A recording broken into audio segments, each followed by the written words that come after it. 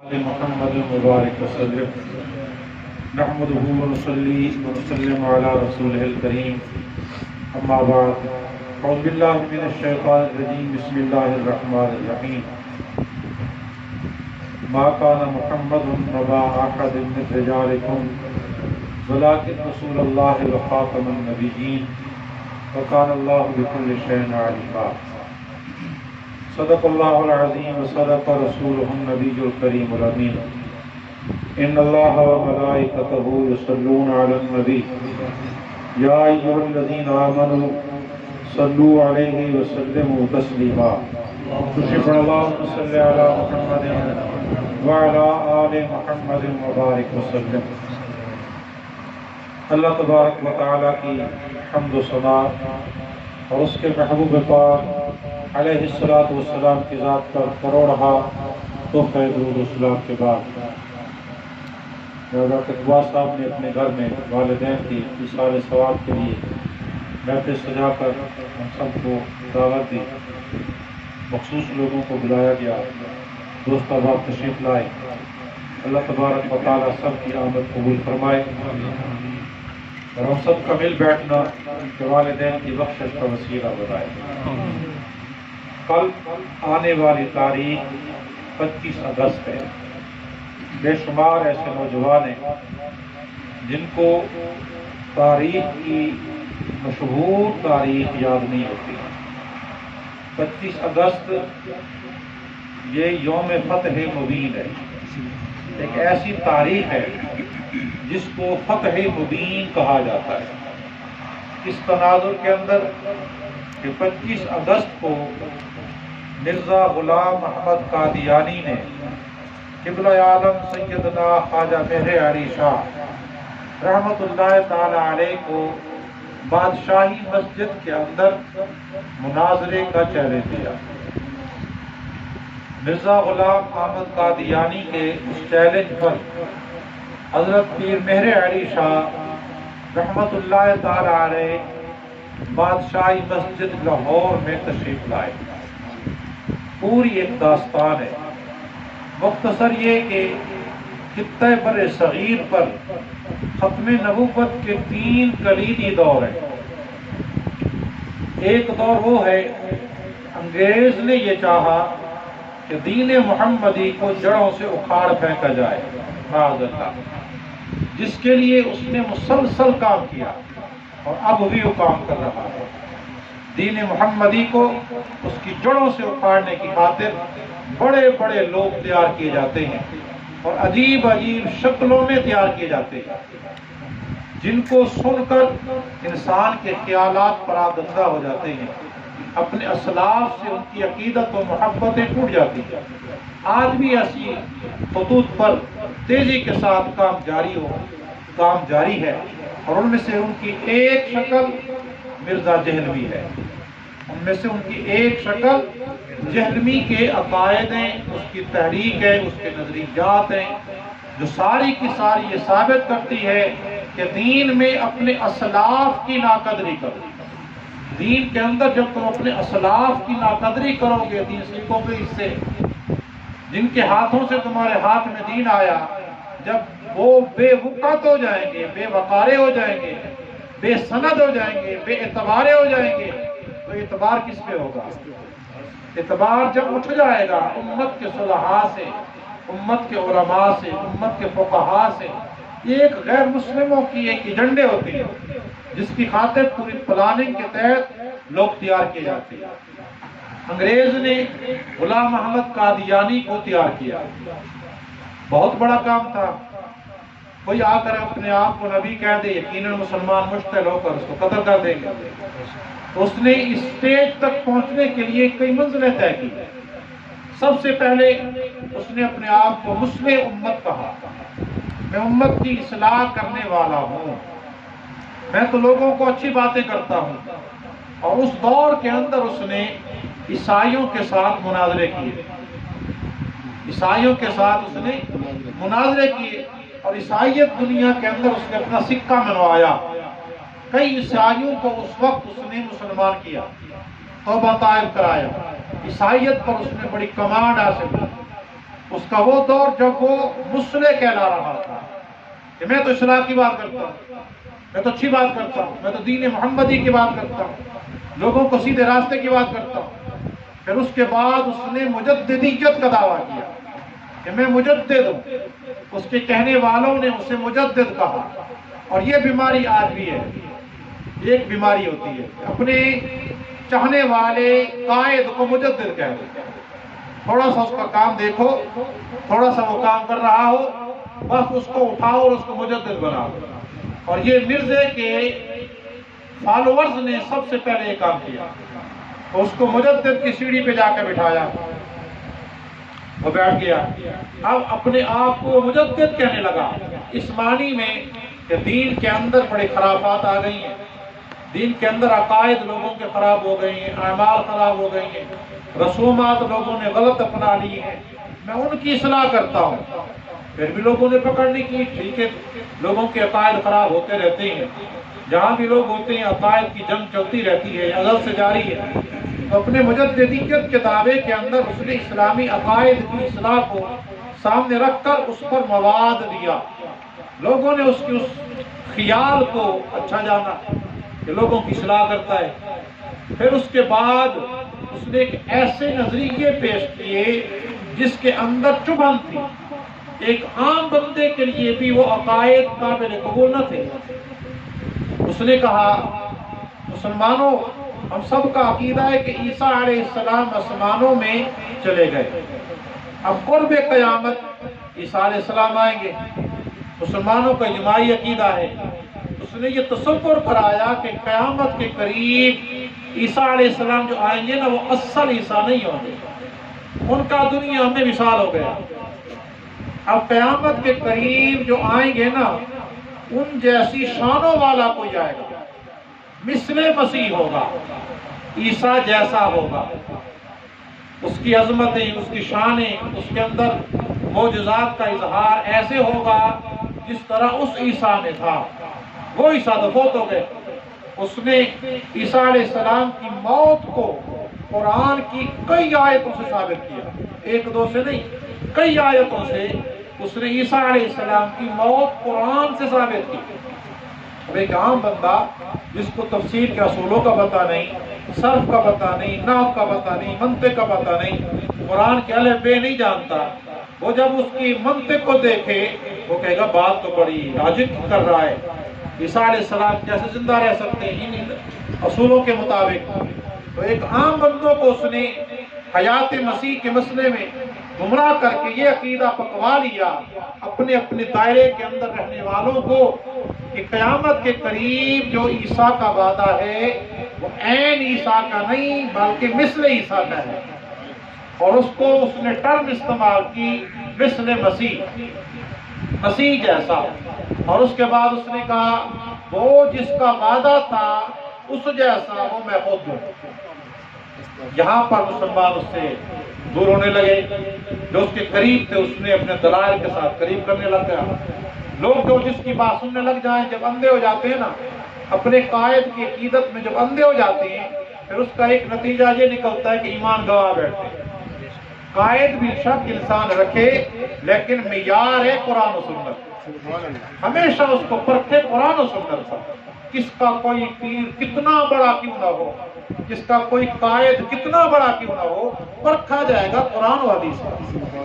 جب وہ غلطی کرے گا بندہ کہہ دے گا چاہے میرے پیر صاحب ہو پر کام غلط کر رہے ہیں، چاہے جتنے بڑے لیڈر ہو پر کام غلط کر رہے ہیں، تو کتنا بڑا ہو جائے حضرت عمر فاروق سے بڑا ہو سکتا ہے؟ آپ فرماتے ہیں ایک بڑھیا عورت نے مجھے آج ہلاک ہونے سے بچا لیا۔ حق مہر کے مسئلے میں ایک بڑھیا عورت کھڑی ہو گئی ہے، عمر تجھے کس نے اختیار دیا؟ اس کی بات سنی، بات سننے کے بعد فرمایا اس نے مجھے ہلاک ہونے سے بچایا۔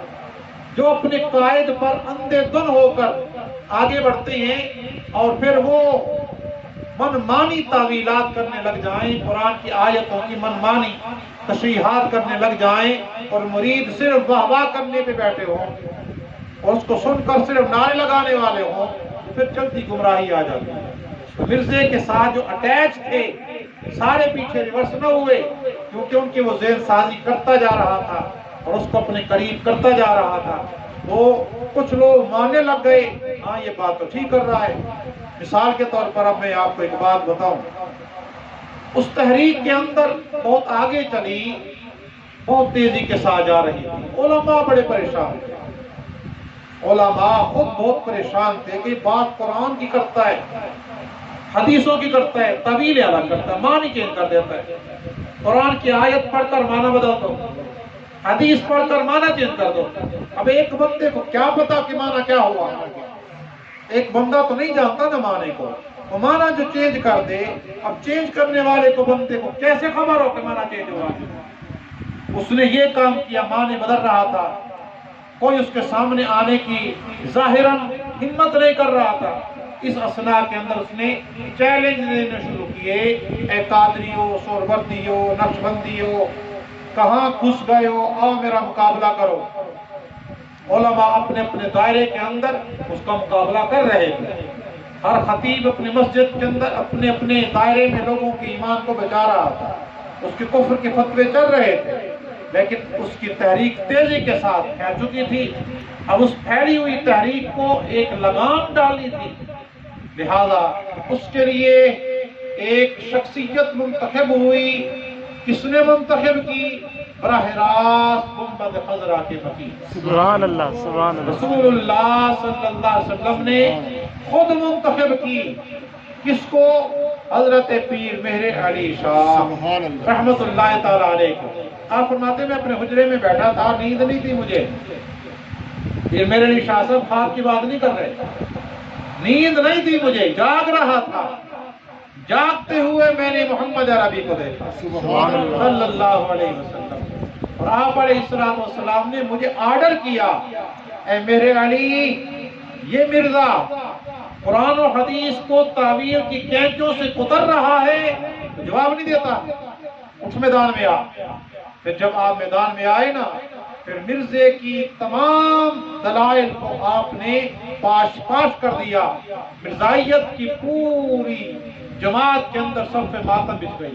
یہ کون سی ذات آ گئی جس نے یوں مرزے کا محاکمہ کیا، یوں اس کا مقابلہ کیا، اس کے ہر دلیل کو آپ نے رد کیا۔ اب جتنے آپ نوجوان بیٹھے ہیں، پڑھ لکھے ہیں، میں ایک دلیل مرزائیوں کی رکھوں اور پھر میرے شاہ صاحب کا میں آپ کے سامنے جواب رکھتا ہوں، آپ غور کریں کہ فتنہ کتنا بڑا تھا اور مہر علی کتنا بڑا تھا، فتنہ کتنا بڑا ہے اور اس کے مقابلے کے لیے مہر علی کتنا بڑا ہے۔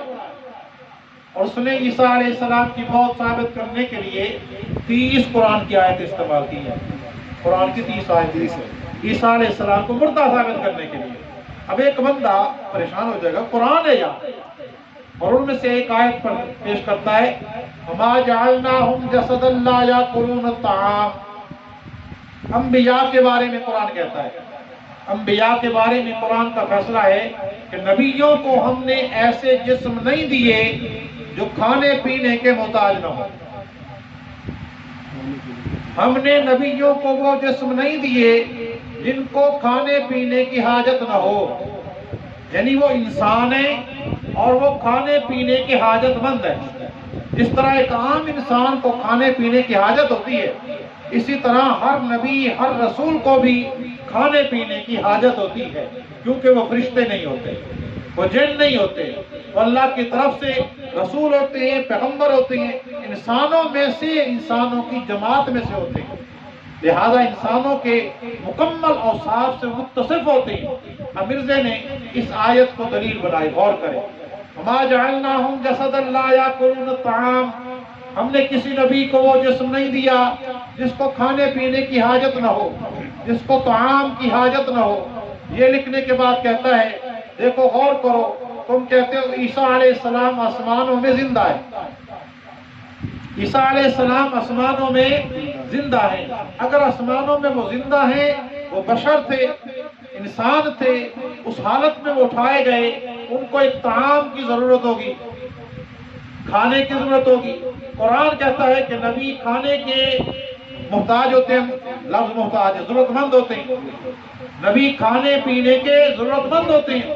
عیسیٰ علیہ السلام اگر واقعتاً آسمانوں میں اٹھائے گئے ہیں تو ان کو کھانے پینے کی حاجت ہوگی، اور آسمانوں میں نہ گندم اگتی ہے، نہ چاول اگتا ہے، نہ وہ ستو ہوتے ہیں، زمین کی کوئی فصلیں آسمانوں میں نہیں ہوتی، اور زمین سے آسمانوں میں کھانا بھی نہیں پہنچایا جاتا۔ تو ثابت ہوا عیسیٰ علیہ السلام کو آسمانوں میں اٹھانے کا فلسفہ یہ مسلمانوں کا من گھڑت ہے، حقیقتاً عیسیٰ علیہ السلام فوت ہو گئے معاذ اللہ۔ اب اس کی دلیل میں وزن دیکھیں، اس نے قرآن استعمال کیا نا، قرآن کی ایک آیت کو استعمال کر کے عیسیٰ علیہ السلام کی موت ثابت کی۔ علماء بڑے پریشان، بھائی کمینے کا کیا جواب دیں، بڑی باتیں کرتا ہے۔ جس طرح آج مرزا محمد علی جیلمی کو کوئی سن لے نوجوان پریشان کر رہا ہوتا ہے، بڑا پریشان ہوتا ہے، یار اس نے یہ بات کر دی، حضرت اس کا کیا جواب ہوگا، کیا جواب ہوگا، پریشان ہو جاتے ہیں۔ علماء پریشان تھے، آج تو پھر بات ہی ہو رہا ہے، آج تو علم ہے ہی نہیں شریعت کا۔ اس وقت تو چھوٹا چھوٹا بچہ بھی فارسی پڑھتا تھا، صرف ناو ایک عام پڑھ لیے جاتے تھے، گھروں میں پڑھا دی جاتی تھی۔ اب تو صرف ناو صرف نام تک بھی نہیں آتی لوگوں کو۔ ایک بندے کو میں نے کہا صرف لکھ تو اس نے سین کے دار لکھا، ویری گڈ، تیرا ٹھیک ہے جی، تم نے یہ صرف لکھ دیا جس کے ساتھ کپڑے دھوتے ہیں۔ علم صرف تو اور ہے۔ اس نے یہ دلیل قائم کی کہ جو نبی ہوتے ہیں وہ کھانے پینے کے حاجت مند ہوتے ہیں۔ عیسیٰ علیہ السلام جو آسمانوں میں اٹھائے گئے ہیں وہاں وہ کون سا کھانا کھاتے ہیں؟ اگر وہاں کھانا ثابت نہیں کر سکتے تو ثابت ہوا کہ عیسیٰ علیہ السلام ہے ہی نہیں آسمانوں میں، وہ دنیا میں فوت ہو گئے تھے۔ یہ خام خواہ کی سٹوری ہے۔ اب آگے آپ دیکھیں پیر میرے علی شاہ رحمت اللہ تعالی علیہ نے کیا جواب دیا۔ جب آپ نے جواب دیا نا، پھر اس جواب پر آج تک مرزائیوں کا کوئی جواب نہیں آ سکا۔ اور پھر میرے علی شاہ رحمت اللہ تعالی علیہ کے مرزائیوں کے ہر جواب پر اس کے بعد مرزائیوں کی طرف سے پھر اس پر کوئی سوال نہیں ہو سکتا، پھر اس جواب پر پھر مرزائی سوال نہیں کر سکے۔ آپ نے دلیل قائم کیا، آپ نے فرمایا بڑا تمہیں قرآن دانی کا دعویٰ ہے، بڑا تم قرآن پڑھتے ہو، حدیثوں کا دعویٰ ہے، بڑے تم حدیثوں کی بات کرتے ہو، یہ بتاؤ تمہیں کس نے کہا کہ طعام کا معنی صرف اجناس ہوتا ہے؟ یہ کہاں سے تمہیں اخذ کیا؟ طعام اسے کہتے ہیں جس میں گندم ہو، باجرہ ہو، چاول ہو، آٹا ہو، گھی ہو، سالن ہو۔ طعام تم نے یہ تعریف کہاں سے کی، کس لغت کی کتاب سے کی؟ جبکہ شریعت مطہرہ کی روح سے طعام کہتے ہیں اس غذا کو جس سے انسان کی زندگی باقی رہے، وہ غذا جس سے انسان کی زندگی باقی رہے، اس کی زندگی کی رمق باقی رہے۔ یہ بات کر کے اب آپ نے اس پر جو دلائل دیے ان میں سے ایک بات ہم کرتے ہیں۔ آپ نے فرمایا دیکھو صحیح حدیث ہے، نبی پاک علیہ السلام نے 100 میں وصال رکھا، 100 میں وصال مسلسل روزہ، کتنے دن؟ 40 دن۔ 40 دن اس زمین پر محمد پاک علیہ السلام نے پہلے دن روزہ رکھ کر نہ کچھ کھایا نہ کچھ پیا، 40 دن بعد کر افطار کیا، 40 دن بعد افطار کیا۔ یہ صحیح حدیث ہے، بالکل صحیح حدیث ہے، کوئی کلام نہیں، کوئی صحت پر، کوئی سند پر، کوئی راوی پر کوئی کلام نہیں، بالکل منعن صحیح حدیث ہے کہ نبی پاک علیہ السلام نے 100 میں وصال رکھا۔ 2-3 دن کے بعد صحابہ نے بھی حضور کی نقل میں روزہ رکھنا شروع کر دیا۔ انہیں پتا چلا کہ ہمارے آقا مولا علیہ السلام نے مسلسل روزے رکھے ہوئے ہیں، رات کے وقت بھی روزہ، دن کے وقت بھی روزہ، صبح کے وقت بھی روزہ، شام کے وقت بھی روزہ۔ صحابہ نے رکھا، 3 دن کے بعد مسجد نبوی خالی، نمازی کم ہو گئے۔ نبی پاک علیہ السلام نے پوچھا کیا ہوا، نمازی کہاں گئے؟ عرض کی گئی یا رسول اللہ آپ نے جو روزہ رکھا ہوا ہے نا، آپ کی اتباع میں صحابہ نے بھی روزہ رکھ لیا۔ نبی پاک علیہ السلام نے بلاؤ، صحابہ تشریف لائے، لاٹھیوں کے سہارے پہ آئے، پھر دیواروں کے سہارے پہ آئے، 3 دن کی بھوک، 4 دن کی بھوک، لڑ گئے تھے۔ جب صحابہ آئے نا، حضور پاک علیہ السلام نے پوچھا بھی تم نے کیوں روزہ رکھا؟ انہوں نے عرض کیا یا رسول اللہ ہم نے آپ کو دیکھا تو آپ کی اتباع میں روزہ رکھا۔ تو کملی والے آقا علیہ السلام نے وہاں کیا جواب دیا؟ تمہارے ایکم مثلی، تم میں سے میرے جیسا کون ہے؟ ابیت ربی، میں اپنے رب کے ہاں رات گزارتا ہوں. وہ یطعمنی ویسقینی، وہ مجھے طعام بھی دیتا ہے، مجھے مشروب بھی دیتا ہے، سبحان مجھے اللہ. کھلاتا بھی ہے، مجھے پلاتا بھی ہے.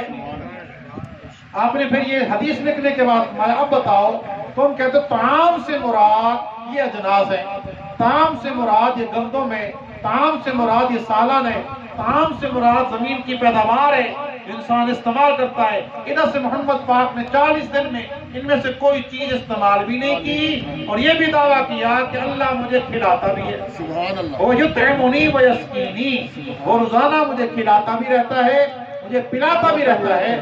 ثابت ہوا کہ طعام سے مراد وہ غذا ہے جو انسان کے وجود کو باقی رکھتا ہے. باقی رہے. سبحان اللہ. اور جب وہ اللہ والے ہوتے ہیں نا، جس کا تعلق رب سے جڑ جائے، ان کی غذا یہ اجناس ہٹ کر ذکر الہی ہو جاتا ہے. سبحان اللہ. ان کی غذا بدل جاتی ہے، ان کی غذا بدل جاتی ہے.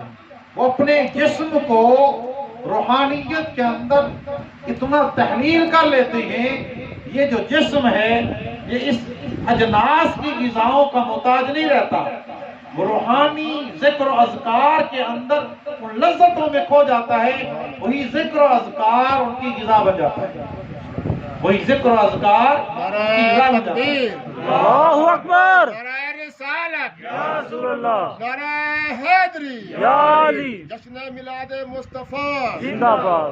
تاجدار ختم نبوت. زندہ باد. زندہ باد. تاجدار ختم نبوت. زندہ باد. زندہ باد. تاجدار ختم نبوت. زندہ باد. زندہ باد. لبیک لبیک یا لبیک لبیک لبیک یا رسول اللہ. یہ ہے علم مہر علی کا، یہ ہے مہر علی رحمت اللہ تعالی علیہ کا علم. صرف ایک دلیل میں نے دیا. آپ نے تو مرزے کی رد میں 2 کتابیں لکھی، شمس الہدایہ جو خالصتاً حضرت عیسیٰ علیہ السلام کی حیات کو ثابت کرنے پہ ہے. سبحان سیف اللہ. چشتیائی مرزا کے تمام سوالات اس وقت تک ہوئے ان کو آپ نے اس میں لکھا، اور آئندہ جو ہونے والے امکانی سوالات تھے ان کو بھی لکھ کر آپ نے جواب پہلے دے دیا. اب کوئی ایسا سوال مرزائی کر ہی نہیں سکتے جس کا جواب میرے علی شاہ نے پہلے نہ دے دیا. سبحان پھر اللہ. میرے علی شاہ رحمۃ اللہ تعالی علیہ سے مناظرہ طے ہوا، لاہور کی جامع مسجد مقرر ہوئی. آپ نے فرمایا اے قادیانی مرزا، میرے جج بھی تو رکھ لے، اپنے جج بھی تو رکھ لے. فیصلہ جو کریں گے نا ہم میں سے کون سچا ہے، میرے جج بھی تو مقرر کر دے، اپنے جج بھی تو مقرر کر دے. ایک مرتبہ تو آ جا، تو ہمارے سامنے آ جا. آپ کا مقصد اصلاح ہے، سبحان اللہ. مناظرہ جیتنا نہیں ہے. آپ کا جو تحریک کو دیکھیں، آپ کے انداز گفتگو کو دیکھیں، آپ کا مقصد اپنی علمی دھاگ بٹھانا بھی نہیں ہے. آپ کا مقصد ہے کہ ایک بندہ گمراہ ہو گیا ہے، اس کو ہدایت پہ کیسے لایا جائے. سبحان اس لیے اللہ. آپ اسے بار بار فرماتے ہیں تو آ جا. وہاں پر اللہ تبارک و تعالیٰ کی نبی حضرت محمد پاک کی شریعت کے بے شمار علماء ہوں گے. جب تو ان کی زیارت کرے گا مجھے یقین ہے تو پھر تو بدبخت نہیں رہے گا. سبحان اللہ. وقت آیا، سبحان اللہ. بات سے بات چڑھی. آپ نے فرمایا بات یہ تھی مرزے کی طرف سے کہ ہم قرآن کی تفسیر لکھیں گے، سورۃ فاتحہ کی تفسیر پر ہمارا مناظرہ ہوگا. عربی میں ہم تفسیر لکھیں گے، جج بیٹھے ہیں وہ فیصلہ کر دیں گے دونوں میں سے کس کی تفسیر عربی قواعد کے مطابق اعلیٰ ہے. جس کی تفسیر عربی قواعد کے مطابق اعلیٰ ہوگی وہ حق پہ ہوگا، جس کی تفسیر اعلیٰ ہوگی وہ حق پہ ہوگا. پھر میرے علی شاہ رحمۃ اللہ تعالیٰ نے اس کو قبول کیا. فرمایا کہ میں اس کے لیے بھی تیار ہوں، لیکن کیوں نہ ایسا کریں تم آؤ اور اپنا موقف خود زبانی پیش کرو، تقریر کرو 10 منٹ، لوگوں کو پتہ چلے تم کہنا کیا چاہتے ہو. اس سے وہ بھاگ گیا، وہ تقریر کرنے پہ نہ آیا، اور اس نے کہا نہیں تحریری مناظرہ ہوگا. تحریری مناظرے پر میرے علی شاہ رحمۃ اللہ تعالیٰ نے تیار ہو گئے. پھر آپ نے فرمایا آ جا انشاءاللہ العزیز، کیوں نہ ہم قلم دوات کو میز پہ رکھ دیں، اللہ اکبر. تو بھی ہاتھ نہ چلا میں بھی ہاتھ نہ چلا، تو بھی قلم کو حکم دے میں بھی قلم کو حکم دوں، جس کے حکم سے خود قلم چل کر سورۃ فاتحہ کی تفسیر خود لکھ دے وہ حق پہ ہوگا. سبحان اللہ. سبحان اللہ. سبحان اللہ. وہ حق پہ ہوگا. جب آپ نے اتنی بڑی بات کی قادیانی بھاگ گیا. اس وقت آپ کے ہمدردوں نے، ہمدرد بھی ہوتے نا لوگ، آپ کے ہمدردوں نے کہا یا حضرت اتنی بڑی بات آپ نے کی، آپ نے فرمایا کٹی قلے دے زور تے کردی ہے. آپ نے فرمایا کٹی قلے دے زور تے کردی ہے. مجھے تو محمد پاک نے حکم دیا ہے کہ میرے علی تو کہہ دے، میں نے تو حضور کے حکم سے کہا ہے. اور اللہ کی قسم اگر آج وہ کہتا نا تو قلم چلتا. اور تم قلم کی بات کرتے ہو. آپ نے خود مرزے کو یہ دعویٰ کر کے کہا مرزا صاحب آ جاؤ، اگر کسی قبرستان میں جانے کا ارادہ ہو مردہ زندہ کرنے کے لیے تو میرے علی اس کے لیے بھی تیار ہے. قبرستان میں مردہ زندہ کرنے کے لیے بھی میرے علی تیار ہے. اگر مرزا چل پڑتا اور قبرستان میں میرے علی شاہ مردوں کو کہہ دیتے اللہ کے حکم سے کھڑے ہو جاؤ، اللہ کی قسم سارے مردے کھڑے ہو جائیں، کیونکہ پیچھے آرڈر ہے گنبد خضرا سے. احمد جو کچھ ہوتا ادھر سے آرڈر ہے، ادھر سے آرڈر ہے، گنبد خضرا سے آرڈر ہے. 25 اگست کو وہ نہ آیا، بھاگ گیا. 25 اگست مقرر تھی، اس وجہ سے علماء نے اسی تاریخ کو فتح مبین کا نام دیا. بعد میں بادشاہی مسجد کے اندر 3 دن اجلاس رہا، 3 دن جلسہ رہا. علماء کے واعظ ہوتے رہے، تقریریں ہوتی رہیں، ختم نبوت کا کام ہوتا رہا. یہ ختم نبوت کا مسئلہ آج کے دور کا بڑا حساس مسئلہ ہے. ہر ہاتھ میں موبائل ہے، جو سوشل میڈیا ہے اس پر کم از کم 3 لاکھ کے قریب ان کی ویب سائٹ ہے. 3 لاکھ کے قریب قادیانیوں کی ویب سائٹ ہے جس پر وہ اپنا مواد ڈالتے ہیں. کسی نہ کسی ذریعے سے ایک نوجوان کے سامنے آ جائے، اس کو تو پتہ نہیں ہے نا یہ قادیانی کی ویب سائٹ ہے، یہ بولنے والا کون ہے. شکل و شباہت، اکھاڑ بکھاڑ، سارے کے سارے مسلمانوں والے، سارے کے سارے ان کے چہرے مورے، امامے پہنے ہوئے، داڑھیں رکھی ہوئی، قرآن پڑھنا، حدیث پڑھنا. ایک عام بندہ کو دھوکہ کھا جاتا ہے. آج کا دور بڑا حساس دور ہے کہ سوشل میڈیا ان کا بہت بڑا ہتھیار ہے، بہت بڑا ہتھیار ہے. اس پر یہ اپنی تحریک کو پھیلا رہے ہیں. تو پھر اس کے رد کے لیے جو بندہ بھی ختم نبوت کا جس طریقے سے کام کر رہا ہے نا، سمجھ لے وہ نگاہ محمد میں ہے. سبحان اللہ، صلی اللہ علیہ وسلم، وہ نگاہ محمد میں ہے صلی اللہ علیہ وسلم. مثال کے طور پر میں آپ کو مثال دوں، علامہ خادم حسین رضوی رحمۃ اللہ تعالی علیہ کی تحریک کو ہٹانے اور مٹانے کی کتنی کوششیں ہوئی، بڑی کوششیں ہوئی، عالمی کوششیں ہوئی ہیں، عالمی کوششیں ہوئی. یہ جو ہیرو بنے پھرتے ہیں انہوں نے سیدھے گولے ماری، مسجد رحمت اللہ عالمین کو خون سے تر کر دیا. آج ہمارے ہیرو ہیں. عالمی کوششیں ہوئی ہیں کہ یہ تحریک دب جائے، لیکن چونکہ وہ کام کر رہے تھے، نام لے رہے تھے ختم نبوت، نام لے رہے تھے ختم نبوت. اس بندے نے زندگی بھر اپنا نعرہ نہیں لگایا، اپنی زندگی میں اپنے سامنے اپنا نعرہ نہیں لگایا. میں کون، میرا نعرہ کس کام کا؟ بس ہم جو کام کر رہے ہیں خدا کرے اس بارگاہ میں قبول ہو جائے، خدا کرے اس بارگاہ میں قبول ہو جائے. آج ختم نبوت کا کام کون کر رہا ہے؟ باتیں کرنا آسان ہے، میدان اور شے کا نام ہے، میدان اور شے کا نام ہے، میدان اور شے کا نام ہے. ختم نبوت کا جو بندہ کام کرتا ہے نا، پھر میرے علی شاہ رحمۃ اللہ تعالی علیہ نے فرمایا کہ جو بندہ بھی ختم نبوت کا جیسے کام کرے گا اس کی پیٹھ پر محمد عربی کا ہاتھ ہوگا. اب جو ختم نبوت کے کام کرنے والے پر تان کرے، تنقید کرے، عیب نکالے، پھر وہ اپنا خود ہی فیصلہ کر لے، خود ہی فیصلہ کر لے کہاں جائے گا. وہ کیوں تنقید کر رہا ہے؟ ساتھ نہیں دیتا تھا، خاموش ہو جا. تو ساتھ نہیں ہوتا دے سکتا تو کم از کم مخالفت تو نہ کر. اسی مسلک کے ہو کر مخالفت کرتے ہیں لوگ، تو ساتھ نہیں دے سکتے تو کم از کم گھر بیٹھ کر مخالفت تو نہ کرو. ایسا نہ ہو کہ تمہارا ایمان برباد ہو جائے. جو ختم نبوت کا نام لے رہا ہے وہ دھوکہ دے سکتا ہے. جو ختم نبوت کا نام لے گا وہ عوام کو دھوکہ دے گا، حضور کا نام لے کر دھوکہ دے گا. اس کو اور کوئی پلیٹ فارم نہیں ملے، اس کے لیے اور کوئی فورم نہیں ہے دھوکہ دینے کے لیے. تو نبی پاک علیہ السلام کی ختم نبوت ہر دور کا حساس مسئلہ تھا. آج کے دور کا بڑا زیادہ حساس مسئلہ ہے، کیونکہ سوشل میڈیا عام کام ہے، ہر بندے کے پاس ایک ایک نہیں کئی کئی ویب سائٹ ہے، ایک ایک لنک یوز نہیں کرتے ہیں، کئی کئی لنک یوز کرتے ہیں۔ صدیق اکبر رضی اللہ تعالیٰ عنہ سے لے کر موجودہ دور میں ختم نبوت کے کام کرنے والوں کی لسٹ کے اندر جو جو آیا، علامہ خادم حسین رضوی تک اور ان کے بعد ان کے صاحبزادوں تک جو جو کام کر رہا ہے، ہمارا انہیں لاکھ مرتبہ سلام۔ حضور کا کام کر رہے ہیں، ختم نبوت کا نام لے رہے ہیں، حضور کی ختم نبوت پر لوگوں کو جمع کرتے ہیں۔ اور یہ یاد رکھیں، ختم نبوت پر جتنے بھی کام ہوتا ہے، دربار عالیہ، غوثیہ مہریہ گولڑا شریف، ان کا کردار کلیدی ہے۔ کل کے دن عالمی آن لائن ختم نبوت کانفرنس ہو رہی ہے، یوٹیوب پر، فیس بک پر، کئی لنکس پر وہ جاری ہو رہی ہے۔ صبح 10 بجے سے کم از کم 80 تک جمعے کا درمیان وقفہ ہوگا، 25 کے قریب علماء کے بیانات ہوں گے، اور وہ بیانات سننے کے لائق ہوتے ہیں، کئی ان کے اندر علم کے موتی ہوتی ہیں۔ آن لائن عالمی انٹرنیشنل ختم نبوت کانفرنس کل انشاءاللہ گولڈا شریف سے جاری ہوگی۔ جس کے ہاتھ میں یہ موبائل ہے نا، تو کم از کم اس کو ایک دن کے لیے حضور کی ختم نبوت کے لیے وقف کریں،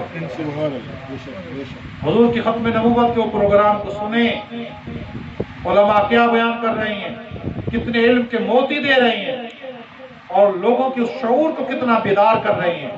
تو کل کا دن 25 اگست ہر سال یہ پروگرام گولڈا شریف سے ہوتا ہے، اور بہاولپور میں جو ہمارے دوست جانتے ہیں، زکریا ٹاؤن ہے، چھوٹا سا ٹاؤن، زکریا ٹاؤن کے اندر مولانا خدا بخش صاحب اس کو سکرینوں پہ چلاتے ہیں، جہاں مسجد سیف چشتیہ ہے، وہاں ختم نبوت کا دفتر ہے، تو وہاں پر بھی وہ کل بھی چلائیں گے۔ ان کا فون آیا تھا کہ کل بھی جمعے کے بعد بھی محفل ہوگی، پہلے بھی ہوگی، جس طرح گولڈا شریف سے چل رہی ہوگی اسی کو ہوتے ہوئے یہاں پر سنواتے ہیں، جو بھی جانا چاہے۔